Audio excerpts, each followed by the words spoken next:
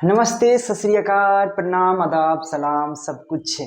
तो कैसे हो आप लोग, बता सकते हो कैसे हो आप लोग। फटाफट हम चलते हैं लेक्चर की ओर बढ़ते हैं। क्या पढ़ाने वाले आज हम यहाँ पे, तो क्लास 10 के फिजिक्स जो भौतिकी होता है, यानी कि जो क्लास 10 में एक साइंस पढ़ना है जिसको विज्ञान बोलते हैं। तो क्लास 10 के जो विज्ञान की बात करें, साइंस की बात करें मेरे दोस्त, तो साइंस में आपको 3 बुक पढ़ना है। एक तो आपको भौतिकी होता है, एक रसायन विज्ञान होता है, एक जीव विज्ञान होता है। भौतिकी को फिजिक्स कहते हैं, रसायन विज्ञान को केमिस्ट्री कहते हैं और जीव विज्ञान को बायोलॉजी कहते हैं। तो यहाँ पे भौतिकी आई मीन फिजिक्स का एक चैप्टर पढ़ना है आपको, विद्युत धारा के चुंबकीय प्रभाव। तो विद्युत धारा के चुंबकीय प्रभाव मोस्ट इंपोर्टेंट चैप्टर माना जाता है, जिसका हम मोस्ट इंपोर्टेंट ऑब्जेक्टिव क्वेश्चन लेके आए हैं आपके लिए मैट्रिक परीक्षा बिहार बोर्ड के लिए। ये क्लास 10 के साइंस के लिए होगा, याद रखिएगा। इससे एक भी क्वेश्चन बाहर नहीं आएगा मेरे दोस्त। तो मेरे साथ बने रहिए, बहुत मजा आएगा। क्वेश्चन की ओर बढ़ने के प्रयास करते हैं।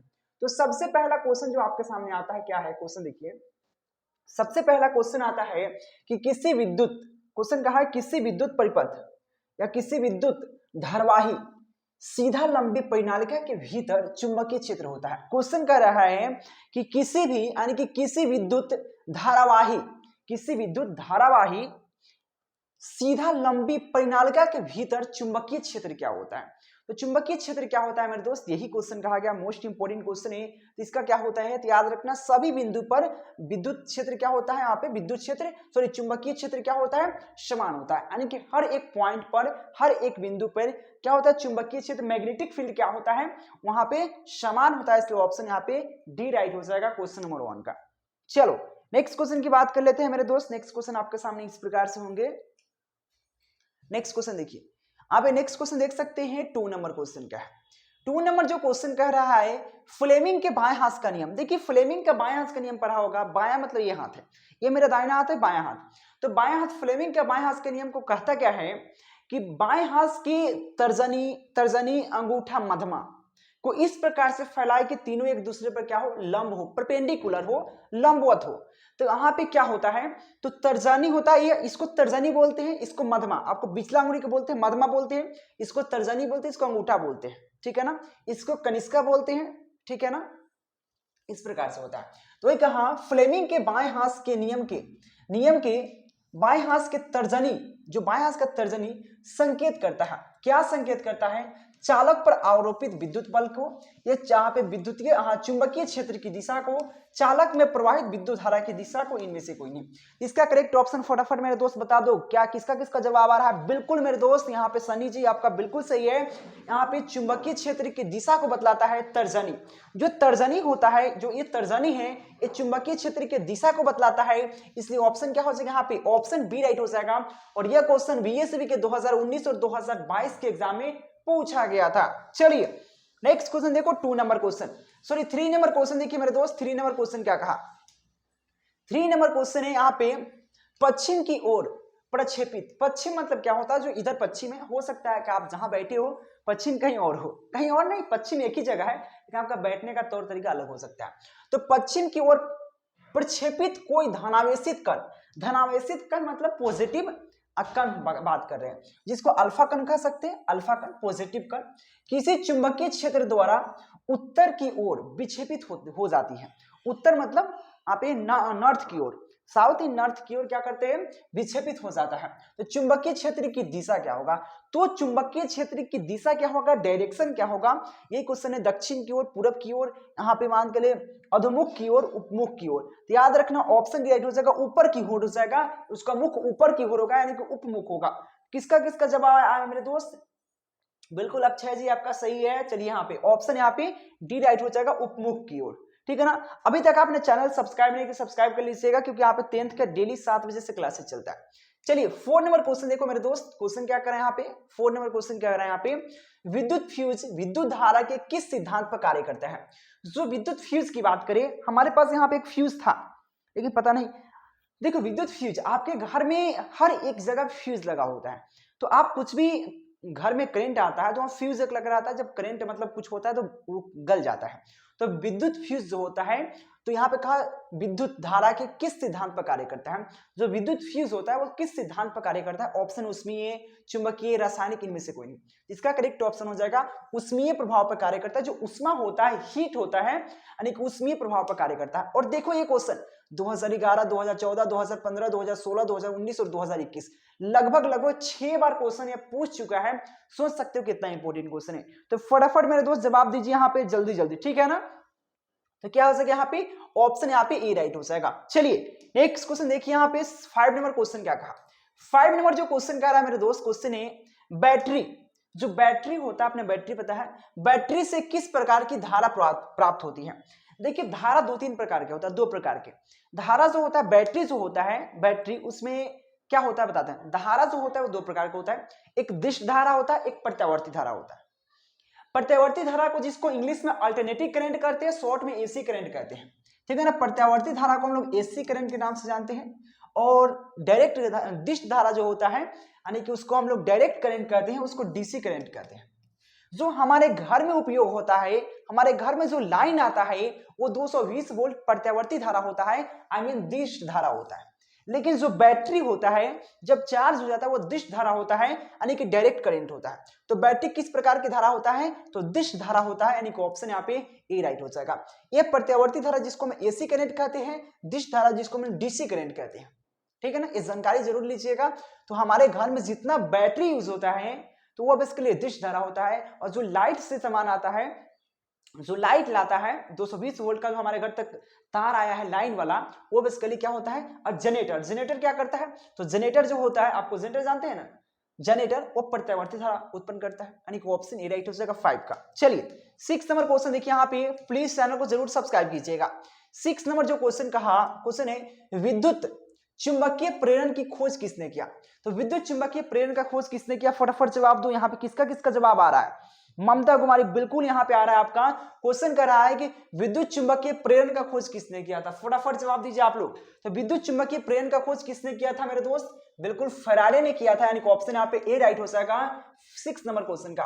और यह क्वेश्चन बीएससी के 2014 और 2019 के एग्जाम में पूछा गया था। चलिए नेक्स्ट क्वेश्चन देखो मेरे दोस्त, नेक्स्ट क्वेश्चन आपके सामने आ गया क्या, 7 नंबर क्वेश्चन देखिए। 7 नंबर जो क्वेश्चन कर रहे हैं यहाँ पे, सीधा क्वेश्चन क्या है, विद्युत जनित्र का सिद्धांत आधारित है। जो विद्युत जनित्र होता है जिसको लोग जनरेटर कहते हैं, तो विद्युत जनित्र किस सिद्धांत पर आधारित होता है। ऑप्शन है विद्युत धारा को उष्मीय प्रभाव पर, विद्युत प्रेरण पर, विद्युत चुंबकीय प्रेरण पर, यहाँ पे प्रेरित चुंबकत्व पर। तो बताइए यहाँ पे करेक्ट ऑप्शन क्या होगा। क्वेश्चन है जो जनित्र होता है वो किस सिद्धांत पर आधारित होता है मेरे दोस्त, यह क्वेश्चन है। तो किस सिद्धांत पर आधारित होता है मेरे दोस्त, बिल्कुल यहाँ पे विद्युत चुंबकीय प्रेरण पर आधारित होता है, इसलिए ऑप्शन यहाँ पे सी राइट हो जाएगा 7 नंबर क्वेश्चन का। चलिए नेक्स्ट क्वेश्चन देखिए यहाँ पे, नेक्स्ट क्वेश्चन आपके सामने लाया हूं और बताना क्या क्या चीज मैं लाऊं आपके लिए जो आपको ज्यादा इंपॉर्टेंट लग रहा है कि ये चीज हमको सीखना है, बता देना। 10th में ऑल सब्जेक्ट का क्लासेस चलता है, चैनल को सब्सक्राइब कर लेना, टेलीग्राम ज्वाइन जरूर करना। देखिए तांबा के तार की आयताकार कुंडली किसी चुंबकीय क्षेत्र में क्या करता है, घूर्णन क्या करता है, मतलब घूर्णन जो होता है ना, घूर्णन गति, तो घूर्णन गति कर रही है। क्वेश्चन है तांबा के एक तार की आयताकार कुंडली किसी चुंबकीय क्षेत्र में आप घूर्णन गति कर रही है। इस कुंडली में प्रेरित विद्युत वाहक बल, प्रेरित विद्युत धारा, यानी कि अल्टरनेटिव करंट, करंट की बात कर रहे हैं, ठीक है ना, विद्युत धारा इलेक्ट्रिक करंट। तो यहाँ पे प्रेरित इलेक्ट्रिक करंट की दिशा कितने, यानी कि जो दिशा है कितने परिभ्रमण के पश्चात पे परिवर्तित होगा, यानी कि कितना वो घूमेगा तब उसका परिवर्तित होगा। क्वेश्चन एक बार और समझिए। क्वेश्चन कहा है कि एक तांबा के तार है, आयताकार कुंडली की किसी चुंबकीय क्षेत्र में, किसी चुंबकीय यानी कि मैग्नेटिक फील्ड में, चुंबकीय क्षेत्र में क्या करता है, घूर्णित गति कर रहा है, यानी घूर्णन गति कर रहा है। तो इस कुंडली में प्रेरित विद्युत धारा की दिशा कितने परिभ्रमण के पश्चात वो चेंज करेगा, बदलेगा। तो ऑप्शन है 2 गुना 1 आधे। जब आधा परिक्रमण करेगा ना तो उसका चेंज हो जाएगा। जिससे यहाँ पे आधा तक आएगा ना, पूरा जाने की जरूरत नहीं, सिर्फ आधा तक आएगा तो उसका चेंज हो जाएगा, यानी कि ऑप्शन सी राइट हो जाएगा। किसका किसका है, 8 का सी, बिल्कुल मेरे दोस्त ऑप्शन यहाँ पे सी राइट है। चलिए यहाँ पे ये क्वेश्चन 2018-2019 के एग्जाम में पूछा गया था। चलिए मेरे दोस्त नेक्स्ट क्वेश्चन देखते हैं। 9 नंबर क्वेश्चन कह रहा है, यहाँ पे देखिए क्वेश्चन है निम्नलिखित में से कौन किसी लंबे विद्युत धारावाही तार के निकट चुंबकीय क्षेत्र का सही यहाँ पे वर्णन करता है। क्वेश्चन कह रहा है कि निम्नलिखित में से कौन है, यानी कि निम्नलिखित में से कौन है जो किसी लंबे विद्युत धारावाही तार के निकट चुंबकीय क्षेत्र का सही वर्णन करता है। ऑप्शन है चुंबकीय क्षेत्र की क्षेत्र रेखा तार की लंबवत होती है, चुंबकीय क्षेत्र की दिशा चुंबकीय क्षेत्र की क्षेत्र रेखाएं तार के समांतर होती है, यह चुंबकीय क्षेत्र की क्षेत्र रेखाएं आयरी होती है जिनकी ऊर्ध्वाधर तार से होता है। 4 ऑप्शन है चुंबकीय क्षेत्र के यहाँ पे सकेंद्रीय क्षेत्र रेखाएं का केंद्र तार होता है। बताइए यहाँ पे करेक्ट ऑप्शन क्या होगा 9 नंबर क्वेश्चन का मेरे दोस्त, फटाफट जवाब दीजिए। यहाँ पे बहुत प्यारा क्वेश्चन है, तो क्या हो सके यहाँ पे करेक्ट ऑप्शन, बिल्कुल यहाँ पे दोस्त चुंबकीय क्षेत्र की यहाँ पे सकेंद्रीय क्षेत्र रेखाएं का केंद्र तार होता है, तब यह सही वर्णन करता है। ऑप्शन यहाँ पे डी राइट हो जाएगा। देखो 22 में क्वेश्चन पूछ रखा है।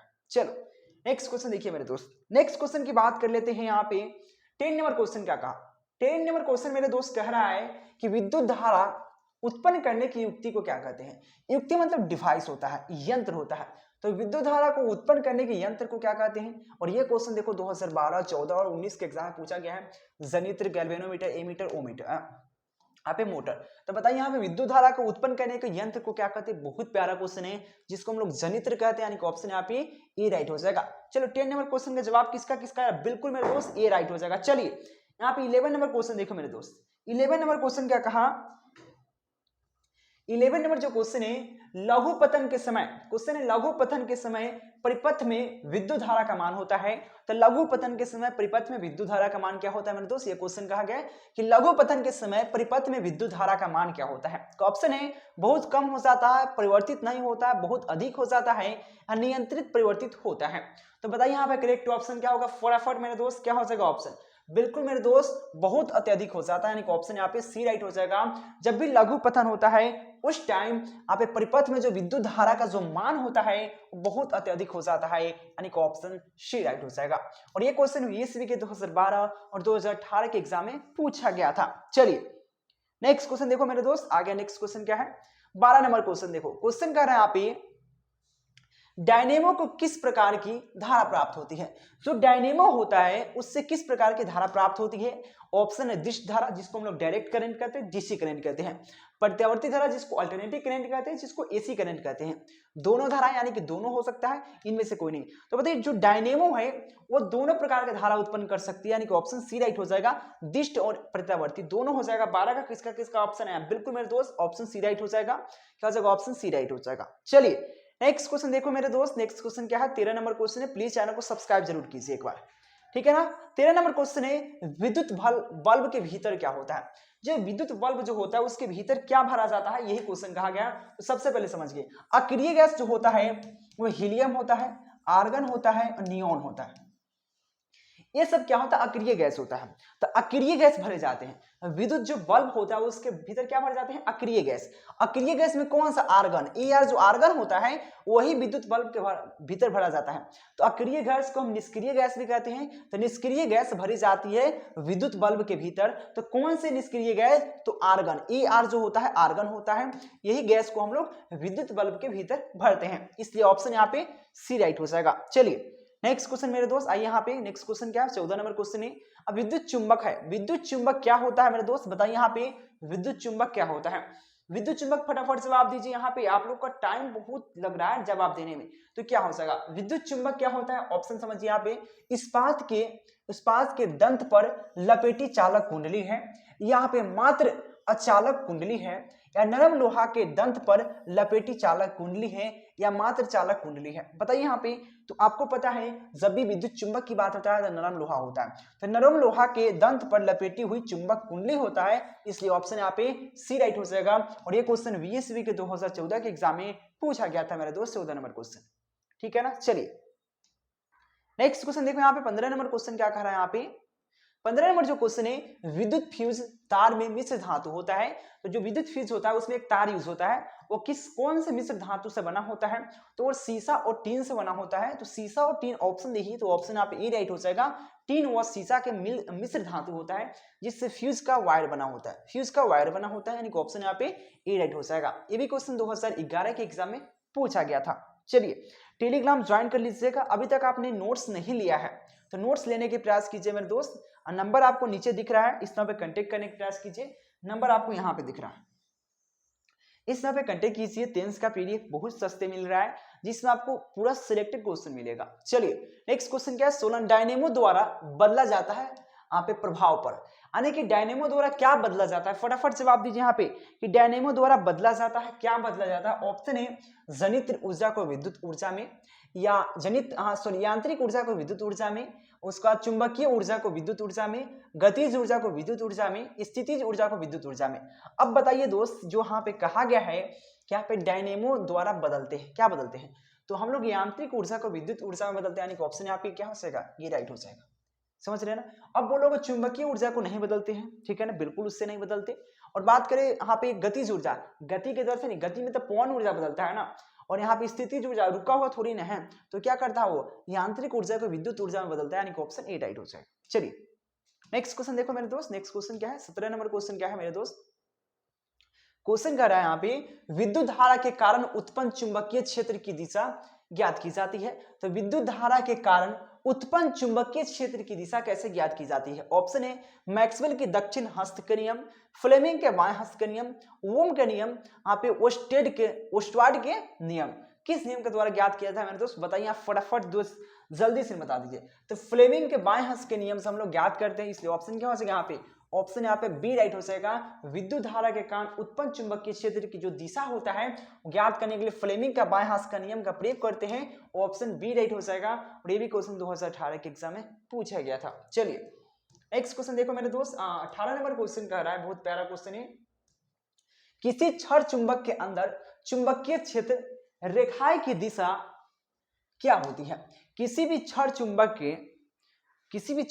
यानी किसी छड़ चुंबक के अंदर मतलब उसके भीतर अंदर चुंबकीय क्षेत्र रेखाएं की दिशा क्या होती है, उसके डायरेक्शन क्या होता है, दिशा क्या होता है, उत्तर से दक्षिण की ओर, दक्षिण से उत्तर की ओर, उत्तर से पश्चिम की ओर, दक्षिण से पश्चिम की ओर। बताइए यहाँ पे करेक्ट ऑप्शन क्या होगा, फटाक से मेरे दोस्त।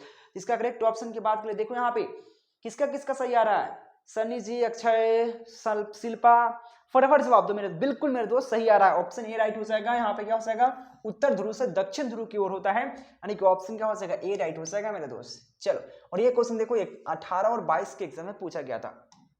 चलिए नेक्स्ट क्वेश्चन देखो यहाँ पे 19 नंबर क्वेश्चन क्या कर रहा है, यहाँ पे कह रहा है 19 नंबर क्वेश्चन जो कहा कि यहाँ पे घरेलू विद्युत परिपथ में उदासीन तार का रंग होता है। जो घरेलू विद्युत जो वायर होता है, अपने के घर में वायरिंग होता है, आपको पता है जो वायरिंग होता है 3-4 होता है, एक पीला होता है, रेड होता है, ग्रीन होता है, ब्लैक होता है। तो उसमें से कौन ऐसा तार है जो उदासीन तार के लिए उपयोग किया जाता है, तो कौन है, लाल, हरा, काला, पीला। तो जो काला रंग का जो वायर होता है ना, काला रंग का, और इसके लिए उदासीन तार के लिए उपयोग किया जाता है, ऑप्शन यहाँ पे सी राइट हो जाएगा। 18 में एग्जाम में पूछ चुका था। चलिए नेक्स्ट क्वेश्चन देखो यहाँ पे 20 नंबर क्वेश्चन क्या कहा, 20 नंबर क्वेश्चन जो कहा मेरे दोस्त, क्वेश्चन कर रहा है किस युक्ति में विभक्त वलय दिक् परिवर्तन का कार्य करता है। क्वेश्चन कर रहा है किस युक्ति में विभक्त वलय, क्या कहा, विभक्त वलय दिक् परिवर्तन का कार्य करता है। ऑप्शन है विद्युत जनित्र में विद्युत मोटर, यहाँ पे गैल्वेनोमीटर, वोल्टमीटर। बताइए फटाफट जवाब किसका आ रहा है मेरे दोस्त, जवाब दीजिए यहाँ पे, फटाफट जवाब दीजिए फटाक से। यहाँ पे किसका हो जाएगा, ऑप्शन यहाँ पे है विद्युत जनित्र, विद्युत मोटर और गैल्वेनोमीटर, जिसको हम लोग धर्मापी भी कहते हैं, ठीक है ना, वोल्टमीटर। जवाब क्या हो जाएगा, बिल्कुल विद्युत मोटर। जो विद्युत मोटर होता है वो क्या करता है, यहाँ पे वलय दिक् परिवर्तन का कार्य करता है, यानी कि ऑप्शन यहाँ पे बी राइट हो जाएगा। 18 में पूछा गया था। चलिए 21 नंबर क्वेश्चन देखो, 21 नंबर जो क्वेश्चन मेरे दोस्त आया, यहाँ पे क्वेश्चन करे 21 नंबर क्वेश्चन, एक विद्युत सेल से धारा प्रवाहित की जा रही है। एक विद्युत सेल से धारा प्राप्त करने पर, यानी कि धारा को प्राप्त कर रहे हैं, धारा प्राप्त करने पर इसके सिराओं के बीच विभवांतर का मान होता है। इसके जो सिरा होता है उसके बीच विभवांतर का मान कितना होता है, ये क्वेश्चन कहा गया।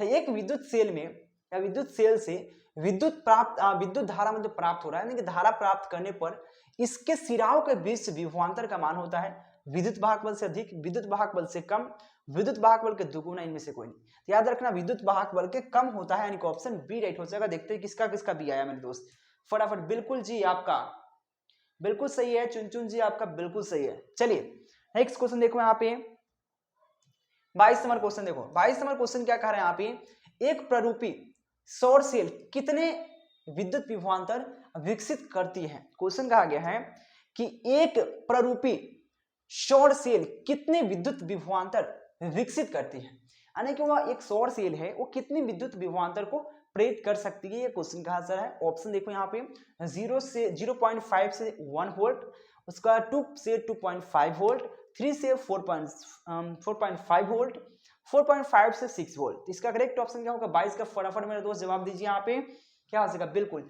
0.5 से 1 वोल्ट तक वह क्या करता है, विकसित कर सकता है, यानी कि ऑप्शन यहाँ पे ए राइट हो जाएगा। 18 के एग्जाम में पूछा गया था। चलिए नेक्स्ट क्वेश्चन देखो, प्लीज चैनल को सब्सक्राइब कीजिए, जल्दी से ना लाइक कीजिए वीडियो को। चलिए 23 नंबर क्वेश्चन क्या है, भारत में उत्पादित प्रत्यावर्ती विद्युत धारा की आपूर्ति यहाँ पे आवृत्ति होती है। क्वेश्चन कहा गया है जो भारत में जो प्रत्यावर्ती धारा होता है, अल्टरनेटिव करंट जिसको एसी करंट बोलते हैं, जो वह उत्पन्न होता है, तो कैसे उत्पन्न होता है, तो उसमें जो आवृत्ति फ्रीक्वेंसी क्या होता है, कितने हार्ट्स होते हैं, याद रखना 50 हार्ट्स होता है, यानी कि ऑप्शन यहाँ पे ए राइट हो जाएगा।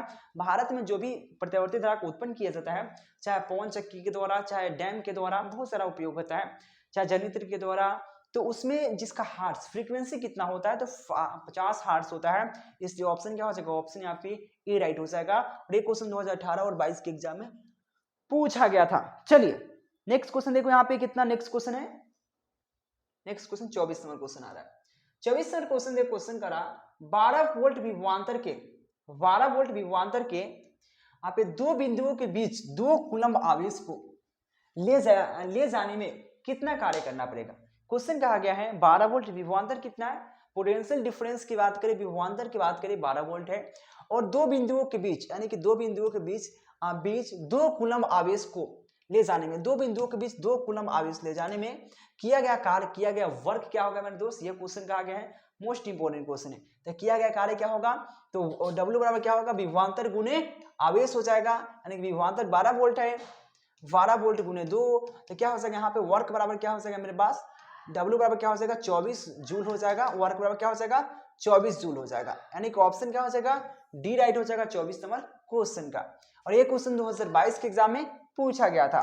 चलिए दोस्त नेक्स्ट क्वेश्चन देखते हैं। यहाँ पे 25 नंबर क्वेश्चन क्या कर रहा है, यहाँ पे 25 नंबर जो क्वेश्चन है विभक्त वलय का उपयोग किस उपकरण में किया जाता है। क्वेश्चन है विभक्त वलय का उपयोग किस उपकरण में किया जाता है, बताना जरा यहाँ पे जल्दी से कि विभक्त वलय का उपयोग किस उपकरण में किया जाता है। ये दोस्त कहा गया, ऑप्शन है विद्युत मोटर, विद्युत जनित्र, आमीटर, गैल्वेनोमीटर। फटाफट जवाब दीजिए, इसका करेक्ट ऑप्शन क्या होगा कि विद्युत वलय का उपयोग किस उपकरण में किया जाता है। फटाक से जवाब दीजिए मेरे दोस्त, यहाँ पे क्या हो जाएगा विद्युत वलय, जहां पे वलय की बात होता है तो वह विद्युत मोटर होता है, यानी कि ऑप्शन यहाँ पे क्या हो जाएगा, ऑप्शन ए राइट हो जाएगा। ये भी क्वेश्चन 2019 के एग्जाम में पूछा गया था, ठीक है ना। डेली आपको याद रखना, डेली क्लासेस चल रहा है, डेली 10th का क्लासेस चल रहा है केकेजी स्टडी पे, 10th का क्लासेस केकेजी स्टडी पे बिल्कुल फ्री ऑफ कॉस्ट चल रहा है, लाइव क्लासेस 7 बजे चल रहा है, आप लोग ज्वाइन हुई, ठीक है ना। चलिए नेक्स्ट क्वेश्चन देखो, यहाँ पे 26 नंबर क्वेश्चन देखिए। 26 नंबर जो क्वेश्चन कहा यहाँ पे, विद्युत धारा के चुंबकीय प्रभाव का खोज किसने किया था।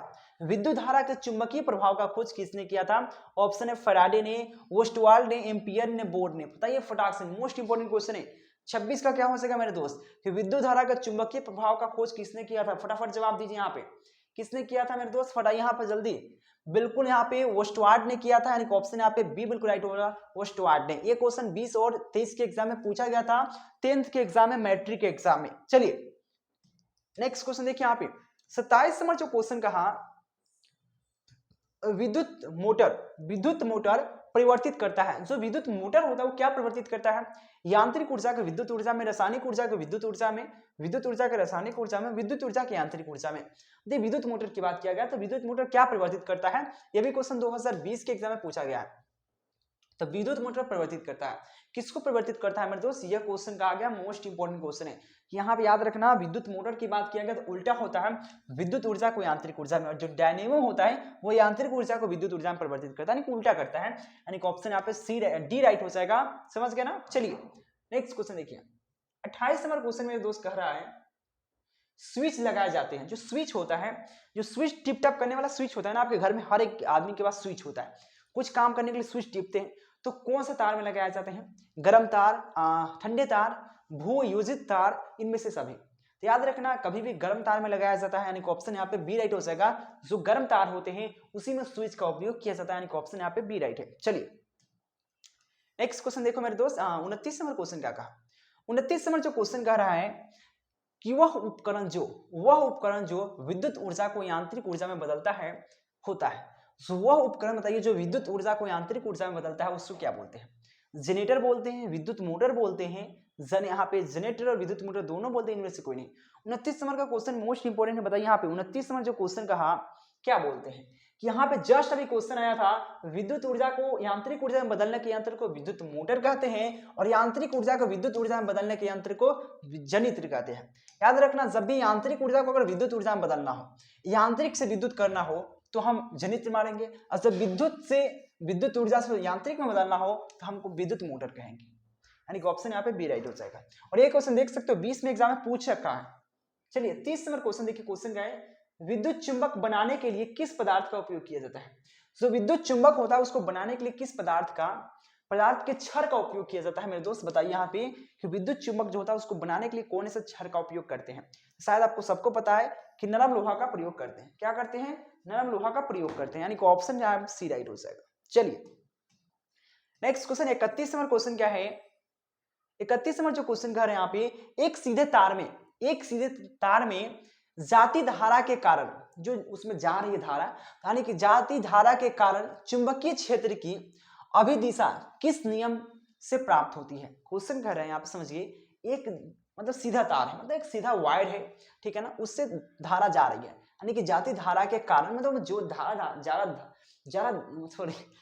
जा रहा है, ठीक है ना, उस चुंबकीय क्षेत्र जाने के कारण चुंबकीय क्षेत्र की अभिदिशा, क्या कहा, अभिदिशा किस नियम से प्राप्त होगा।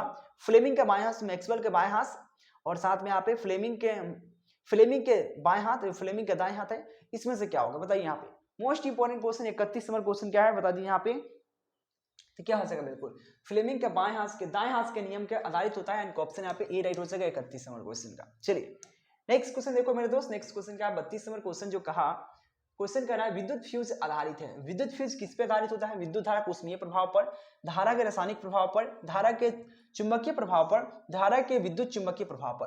तो बताइए यहाँ पे विद्युत धारा आधारित है, विद्युत धारा किस पे आधारित होता है मेरे दोस्त, बताइए। बिल्कुल बहुत इंपॉर्टेंट क्वेश्चन है कि यहाँ पे किस पे आधारित होता है, तो याद रखना विद्युत धारा के ऊष्मीय प्रभाव पर आधारित होता है, यानी कि ऑप्शन यहाँ पे ए राइट हो जाएगा। चलिए नेक्स्ट क्वेश्चन देखिए, यहाँ पे 33 नंबर क्वेश्चन क्या है, यहाँ पे 33 नंबर क्वेश्चन है यहाँ पे फ्यूज, यानी जो फ्यूज होता है, फ्यूज तार के लिए निम्नलिखित में से कौन सा कथन सत्य है। जो फ्यूज तार होता है उसमें से निम्नलिखित में जो फ्यूज होता है, फ्यूज का उपयोग करते जो उसमें तार यूज होता है, उसके लिए कौन से कथन सही है। ऑप्शन है प्रतिरोध कम और गलनांक अधिक होता है, प्रतिरोध अधिक गलनांक कम होता है, और प्रतिरोध तथा गलनांक दोनों अधिक होता है, प्रतिरोध तथा गलनांक दोनों कम होता है। बताइए यहाँ पे अगर देखिए समझिए बात को, क्वेश्चन जो कहा 33 नंबर क्वेश्चन करा, इसका करेक्ट ऑप्शन किसका किसका रहा है मैं देख लेता हूं। अभी किसी का नहीं है, फटाफट जवाब दो मेरे दोस्त, किसी का नहीं है फटाफट जवाब दो।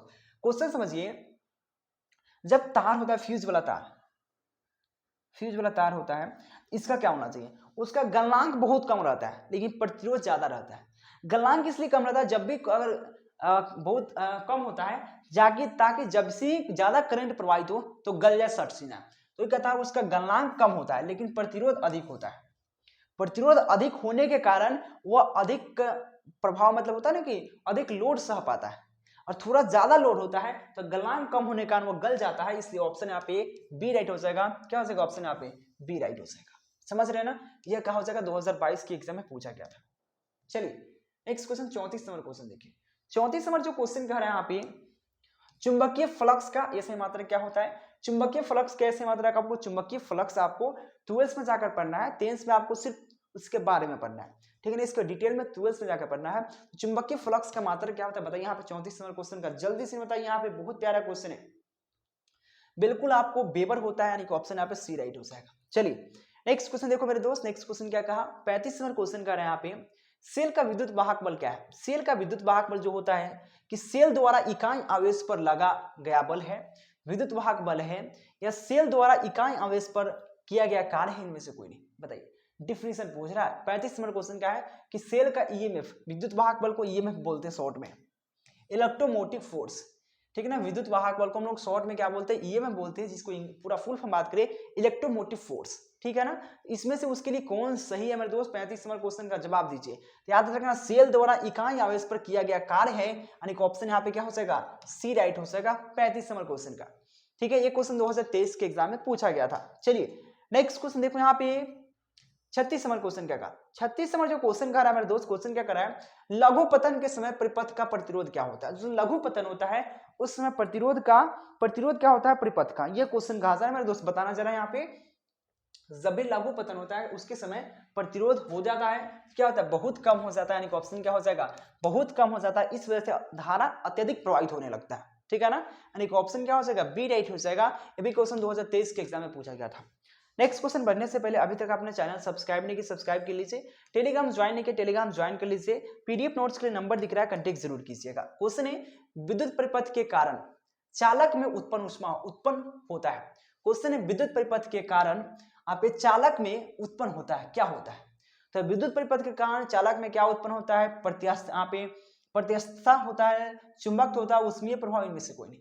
इसका करेक्ट ऑप्शन बहुत प्यारा है, उष्मीय प्रभाव होता है, यानी कि ऑप्शन यहाँ पे सी राइट हो जाएगा। देखो ज्यादा हम लेक्चर में ज्यादा टाइम नहीं लेते, ठीक है ना। पीडीएफ नोट्स के लिए नंबर दिख रहा है, एक बार जरूर कांटेक्ट कीजिएगा, चैनल को सब्सक्राइब कीजिएगा, टेलीग्राम ज्वाइन कीजिएगा। और इस वीडियो लेक्चर में इतना ही रहेगा, क्यों, क्योंकि आपको इस चैप्टर में जो पढ़ना है, इस चैप्टर में इतना ही क्वेश्चन था जो कि इंपॉर्टेंट था, आपके एग्जाम में आने वाला था, ठीक है ना। इससे ज्यादा पढ़ने की जरूरत नहीं।